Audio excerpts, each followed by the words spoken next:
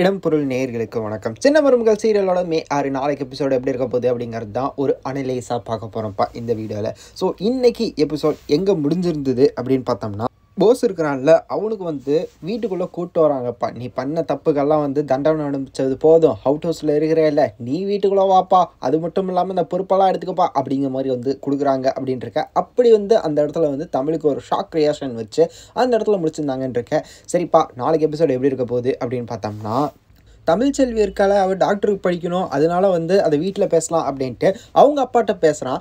அதுக்கு அவங்க அப்பா, நீ ஒரு விஷயம் கேட்குற, அதை செய்கிறேன் அப்படிங்கிற மாதிரி செய்கிறாரு, என்னடா இது பித்தலாட்டமாக இருக்குது அப்படிங்கிற மாதிரி வீட்டில் இருக்கவங்களாம் சண்டை போட ஆரம்பிச்சிருவாங்களா. ஏன் ஈஸ்வரி இருக்காங்கல்ல, அவங்களே சண்டை போடுவாங்க. என் பொண்ணு சித்ராவை படிக்க வைக்கல, அவள் தாமரையை படிக்க வைக்கல, கண்மணியை படிக்க வைக்கல, இவ்வளோ மட்டும் படிக்க வச்சா என்ன நியாயம் அப்படிங்கிற மாதிரி இப்போ இனிமேல் இதுதான் நியாயமா அப்படிங்கிற மாதிரிலாம் கேட்க போகிறாங்க. அவங்களுக்கு மட்டும் ஒவ்வொரு விஷயம் பார்த்து பார்த்து சரிங்க அப்படிங்கிற மாதிரிலாம் சொல்ல. ஸோ இந்த இடத்துல அதெல்லாம் நடந்ததெல்லாம் கற்பனை அப்படிங்கிற மாதிரி தான் எனக்கு தோணுது.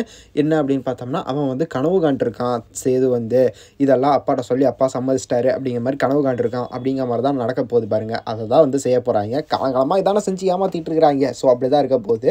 ஸோ அதெல்லாம் கற்பனை கனவு அந்த மாதிரி தான் இருக்கும். அதை இருக்கிற ப்ரோமோவை விட்டீங்க அப்படின்ட்டு நம்ம விஜய் டிவி மேலே தான் கோவப்படணும். ஸோ நீங்கள் என்ன நினைக்கிறீங்க இந்த ப்ரோமோ பார்த்து?